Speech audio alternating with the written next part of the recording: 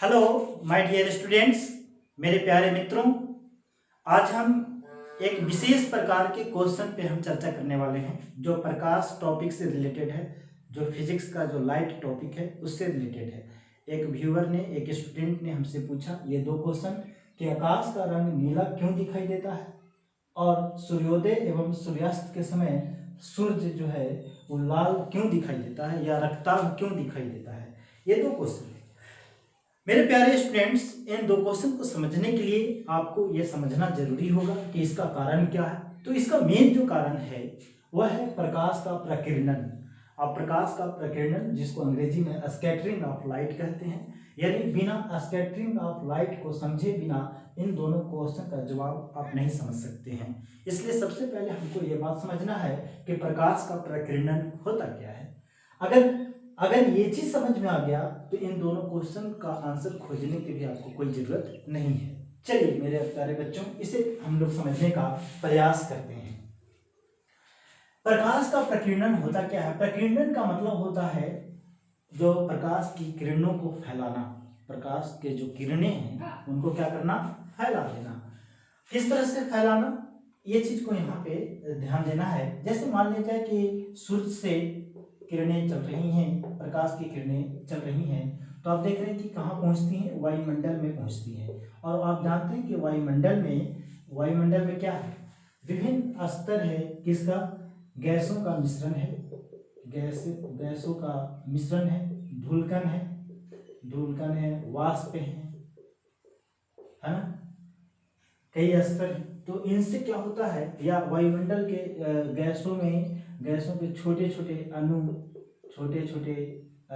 अणु हैं, अणु या परमाणु क्या है? भरे पड़े हैं। ये क्या वायुमंडल में, इनसे क्या होता है? टकराता है। जो किरणें जो चलती हैं इनसे टकराता है और ये क्या कर लेती हैं? अवशोषित कर लेती हैं। अवशोषित करने के बाद फिर क्या करती है? एक सभी दिशाओं में फैला देती है। जैसे मान लीजिए अवशोषण कर लिया वायुमंडल में और विभिन्न दिशाओं में क्या करता है? फैला देता है। सभी दिशाओं में लगभग फैला देता है। अनियमित फैलाव होता है। इसी को हम लोग क्या कहते हैं? प्रकाश का प्रकीर्णन कहते हैं। प्रकाश का प्रकीर्णन अब आपको समझ में आ गया होगा कि जब सूर्य से प्रकाश की किरणें चलती हैं तो वायुमंडल में पहुंचती है। वायुमंडल में विभिन्न गैसों के छोटे छोटे अणु और परमाणु हैं, धूलकण है, वाष्प हैं। तो यहाँ क्या होता है? इनसे टकराती हैं और ये क्या करते हैं? अपनी ओर अवशोषित कर लेते हैं किरणों को, और अवशोषित करने के बाद पुनः क्या कर लेती हैं? उत्सर्जित करती हैं विभिन्न दिशाओं में। और यही घटना क्या कहलाती है? प्रकाश का प्रकीर्णन कहलाती है। प्रकाश के प्रकीर्णन के ध्यान देने वाली बात है कि आपको ये पता होगा, दो कलर की हम बात करते हैं, लाल और दूसरा क्या है? नीला। आप जानते हैं कि लाल रंग का जो आपका तरंग धैर्य जो है वह क्या है? सबसे अधिक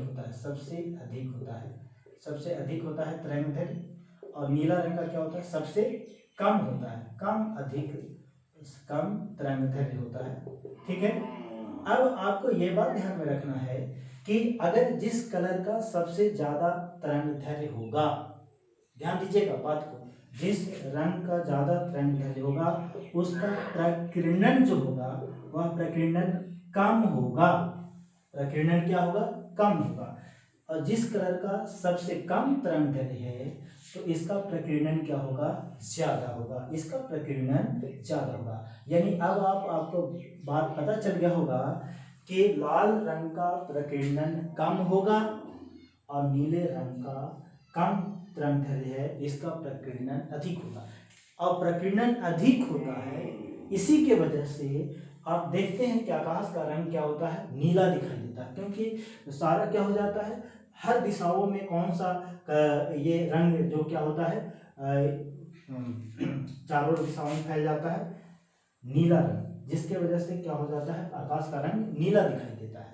लेकिन सूर्य की बात अगर किया जाए, सूर्य की जब हम बात करते हैं तो समय के साथ आप देखते हैं कि उसके रंग में भी परिवर्तन होता है। जैसे आप दोपहर में आप देखते हैं, दोपहर में बिल्कुल आपके सर के ऊपर रहता है, तो ऐसे कंडीशन में सूर्य अपने वास्तविक कलर में होता है, श्वेत कलर में होता है। आप देखेंगे, आप देख पाएंगे तो बात अलग है। सूर्य जो है वो क्या होता है, श्वेत कलर में होता है, लेकिन सुबह सूर्योदय के समय और सूर्यास्त के समय ये क्या होता है, लाल रंग दिखाई देता है। ऐसा क्यों होता है?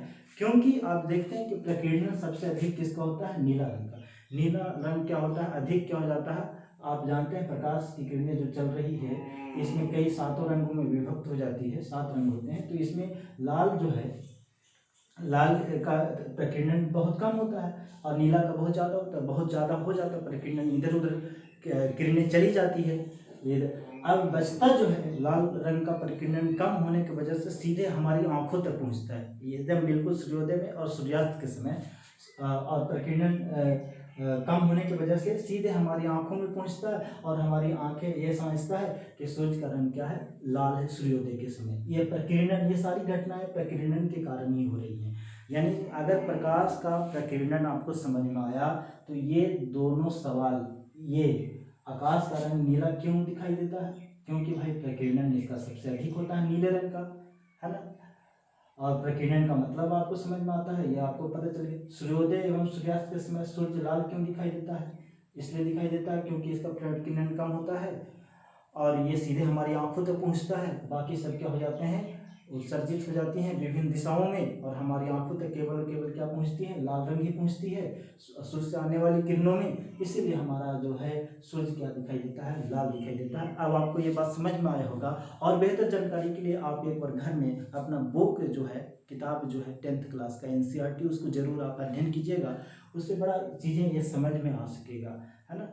चलिए ठीक है, और जो लोग हमें देख रहे हैं, नए लोग हैं, वो हमारे चैनल को जरूर सब्सक्राइब कीजिएगा। प्रवीण सर रिसर्च सेंटर के नाम से चैनल है, आप देख रहे होंगे। तो फिर मिलते हैं अगला एक और जो क्वेश्चन जो पूछा गया है उस क्वेश्चन को लेकर दूसरे वीडियो में, है ना।